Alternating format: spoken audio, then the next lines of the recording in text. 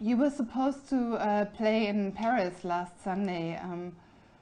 So how did you get to know about the attacks? All over the TV, as it happened. And they were filming it, you could still hear gunshots. You know. It's so dumb. Those people are so dumb. You know.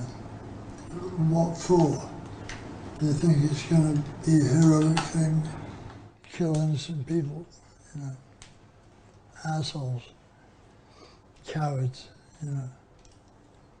Did the thought come up in your mind that this could have happened at a Motorhead concert as well? Yeah, sure, of course. I mean, we played the Bataclan many times, but 10 times, you know. It was a regular show for us in Paris. But thankfully, not that night. And was it clear for you that you're not going to play that weekend? Well, I didn't think they'd let us play. I mean, it was the day after, you know. So the attack sort of came out of nowhere at that concert. Did that change anything for you? When No. you go on stage now? I would have gone on the day after. You know, if they stop you, then they win. And they're not going to beat me. You know, I mean, I do what I'm supposed to do. If the police cancel it, I can't do nothing about that. But we didn't cancel it, you know. So you would have played and would continue playing? Yeah, fuck those people. You know, they don't like rock and roll, and I don't like them. Right. But do you think we're more vulnerable now, or do you feel more vulnerable, something like that being able to happen? We've always been vulnerable, you know. Every day you go out the house, you're vulnerable. You know, you're inches from diving under a bus, you know, or somebody hitting you over the head for your money, you know. I mean, nothing is safe. Everybody seems to be obsessed with safety, you know. Well, nothing's safe, okay? Nothing. Make the most of it while you're safe now. You won't be tomorrow, maybe. So the French president is now talking about war, Well, and war is one of the themes also. You've got to see his point. I mean, you just had Pearl Harbor in your capital city. You know, I mean, they declared war on him, not him on them. But would you, I mean, one of your topics and themes in your lyrics is war as well. Would you describe this situation as war? Well, it's difficult to think of another description. You know, a bunch of guys running around in the capital city with, you know, automatic weapons. Kill 137 people. What do you call it? You know, it's not exactly fraternity, equality. You know.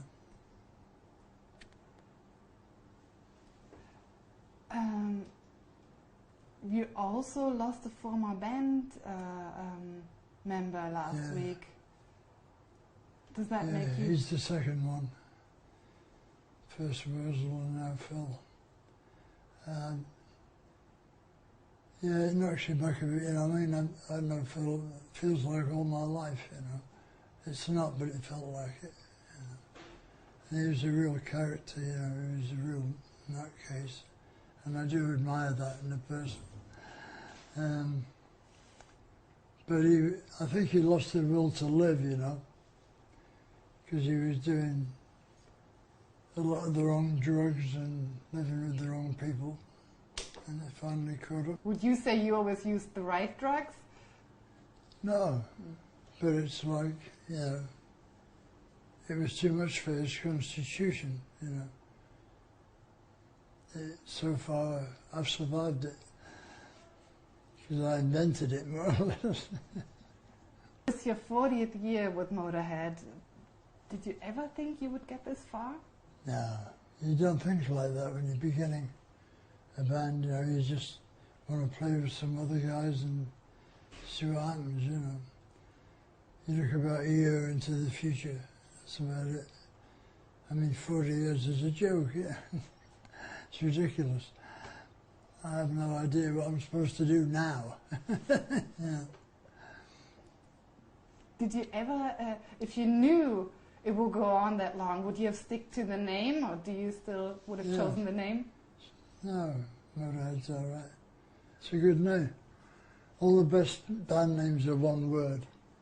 The Who is the best band name ever, I think. When I was small, I always thought you were Scandinavian because of that letter. Oh It yeah, was more, I was in Germany too. yeah. Did you just use it as a joke, or? No, I used it because it looks mean. But there was a band before us, Blowistical, that used it too. Because it looked mean. Yeah, that Gothic writing looks mean, you know. So many musicians mention you as a hero and as a role model. What is it you would say you started out doing differently than others? Louder and faster, because we were the year before punk happened, you know. So a lot of people really didn't like us, you know, the press didn't like us.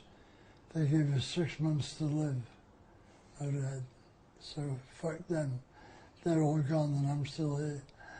Yeah, too bad. How close do you feel to punk? I liked a lot of the bands, but I didn't like a lot of them as well. The best were the Damned and the Pistols. I never liked the Clash particularly. I liked Joe Strummer in his previous band, the 101ers. He was playing vintage rock and roll, you know. But punk gave the music business a kick up the ass, you know, which it was really in need of at the time, you know. Very complacent. And now it's got another kick up the ass from the internet because it cut its own throat by trying to bust everybody who downloaded. I mean, what is that? How could you bust everybody? Everybody would be in jail under the age of 15. You know what I mean? Stupid. So you got the title Godfather of Heavy Metal? Yeah, I didn't. Do you feel yourself that way? No, of course not. It's ridiculous. We're not heavy metal anyway. We're a rock and roll band. You know. But even Metallica is calling you that. Yeah, I know. Well, Lars came to see us when we played LA. I don't know what year it was, 82 or something. And he came along and he said he was the leader of our West Coast fan club. And he had Cliff, the bass player with him. And we found out later they were the only two in it. And he got really drunk and threw up down himself and went home, yeah. The lyrics, you're writing them still? Yeah. Do you never get bored, or where do you take still new ideas? Yeah, then I write about something else, you know. I mean, there's plenty of scope for our sort of sound. War, death, and thwarted love, you know. There's always going to be plenty of that with the human race being what it is. You know, we can't resist killing each other. And injustice is another big thing with my lyrics. And there's always been plenty of that. How much Elvis and Little Richard would you say is in your music? Oh, plenty, you know. I mean, I used to have one of them hairstyles, you know, before my hair receded. Elvis was the one who showed us how to look, basically. I would say people like Carl Perkins, Little Richard taught us how to sound, and the Beatles taught us we could write our own songs. Do you hear your influence on others, in other music? A little bit on early Metallica, yeah. There's a lot, I mean, what are they called? Brazil, Max. What are they called? Sepultura was an early influence on them. But they don't stick with it, you know, they change. Because a lot of bands follow trends, you know, and it's fatal. because you can't please all the people all the time. You know? We don't play for you, we play for us. And if we like it, then we put it out. And if you like it as well, that's a bonus. But it's not necessary. Yeah. But do you think you don't want to change your music also? I don't want to change it too much. It's doing quite well at the moment. Someone said you told him that you knew the time before rock and roll. Yeah, sure. Which sounds crazy. To you, yeah. Not to me. I mean, I was born in 45, you know. So when rock and roll came out, I was 10, 11 years old, you know. And I knew immediately, you know. Because I saw this guy on TV, who was it? Billy Fury. There's all these chicks trying to tear his clothes off. And I thought, that's a job for me, you know. 2 years ago, I had tickets to a concert that was cancelled because of your health. How do you feel about being able to perform now and still? Well, I'll do it as long as I can, you know. I mean, I'm 70 in December, so it's kind of ludicrous after that, I think. But I don't know, we'll see how I feel. And I learned in another documentary that you actually moved out of your apartment that was so legendary, full of stuff. Oh yeah, well I moved the stuff into another apartment. I got a condo at the end of the old street, so I've still got both places. So you're fascinated by military memorabilia and uniforms. What is your position on war then in the end? Well, war's stupid, you know. But as somebody once said, it's politics taken to its logical extreme. You know, I mean, they should put the leaders of the government concerned in a ring and let them fight to the death. And then, you know, the winner wins. It doesn't need 2 million people to die for it, you know. War's obscene, you know. And I was told you changed your drinking habits from Coca-Cola, whiskey to orange. Vodka and orange, yes. How come? Well, Coca-Cola is really bad for you. And I'm diabetic, so I shouldn't even look at it, you know. But I carried on drinking it for 10 years after I got diabetic.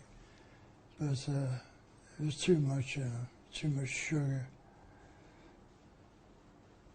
A friend of mine who's a big fan of you too, always has a big problem every Christmas to find people celebrating his birthday with him because his birthday is on Christmas Day. Oh, he said it must be worse for you even. On Christmas Eve. It's Christmas Day here, right?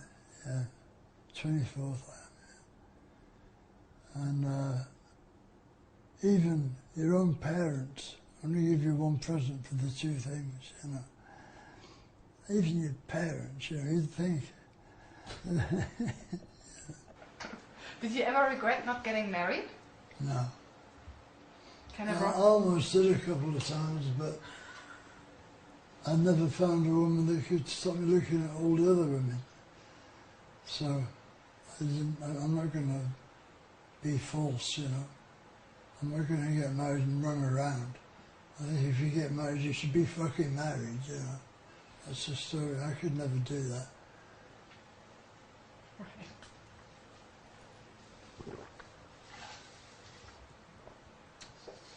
Oh, that's good orange juice.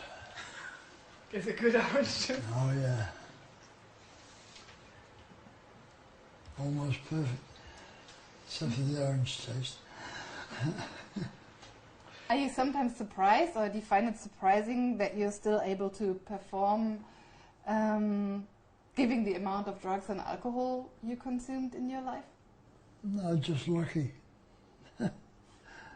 Yeah, I don't really recommend the lifestyle because most people die of it, you know. I mean, a lot of my friends are dead, you know, who shouldn't be, you know, who had a lot more music in them, you know. But that's the way life is, luck of the draw, you know. It's all down to random, it's luck. It's not, you can't plan your life. It doesn't work. If you're confronted by a situation that you didn't plan for and then you're lost, baffled.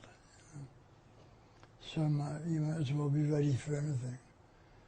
And to do that, you have to take all the drugs you possibly can, so as you'll know what they are.